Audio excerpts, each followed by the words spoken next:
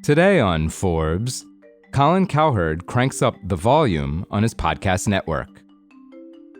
At 3 p.m. Eastern Standard Time each weekday, the moment the herd goes off the air on Fox Sports Television Network and across more than 400 local radio stations, Colin Cowherd's job as one of the most well-known sports talk hosts in the country ends, and he immediately begins working in a role he's come to enjoy perhaps even more: running his own media company.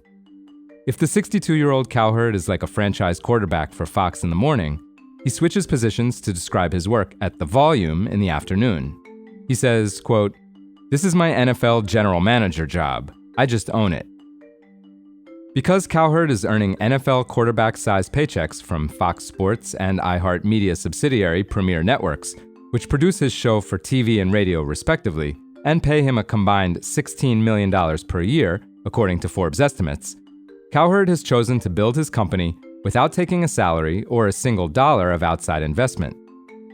In this boom time for independent content production companies, in 2020, Spotify paid a reported $250 million for Bill Simmons' The Ringer, and iHeart shelled out $200 million last year to podcast deity Charlemagne the God to build out his Black Effect network. It may prove to eventually be a far more lucrative venture.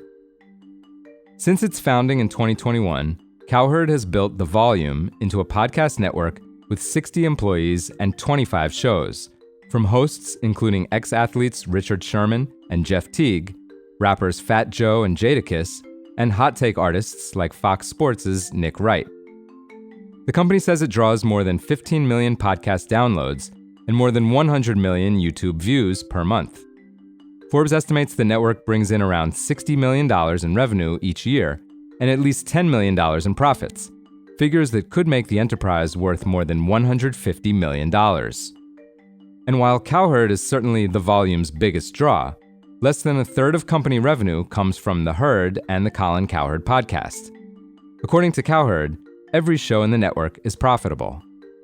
From his home in Chicago, where he relocated last year from Los Angeles, he says with a laugh, quote, "We have a little money ball. That sounds a little braggy, but we know what we're looking for and we have a model that works.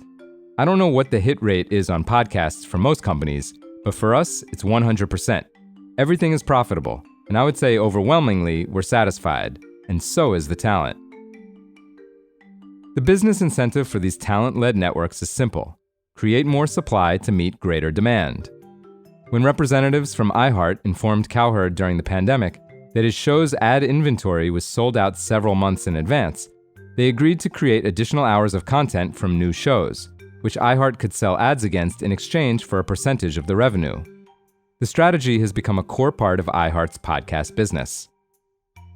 While sustainable success in podcasting is no easy feat, The Volume launched in 2021 with FanDuel as a presenting sponsor across all future shows, providing a backstop of guaranteed income that Cowherd could use to build the company.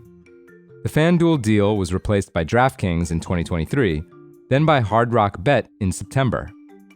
According to the company, the payouts have increased in each cycle, and Forbes estimates the current deal brings in more than $5 million per year.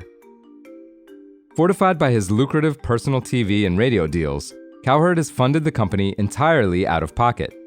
As a result, he holds almost all of its equity, outside of a small percentage handed out to select employees, and can make strategic decisions almost unilaterally. He says, quote, "I'm the owner, I'm the founder. I don't need to answer to a board. I answer to my intuition and my interests." Yet unlike most other talent-led ventures, which create a collective identity around the DNA of the founder, Cowherd did not set out to create a network of Colin clones. The Volume aspires to be a white label service that creatives can use to build their own following in any category or genre. That kind of independence is part of the sales pitch The Volume takes to potential creators, who are offered a minimum annual guarantee against a split of podcast revenues on a sliding scale. For full coverage, check out Matt Craig's piece on Forbes.com. This is Kieran Meadows from Forbes. Thanks for tuning in.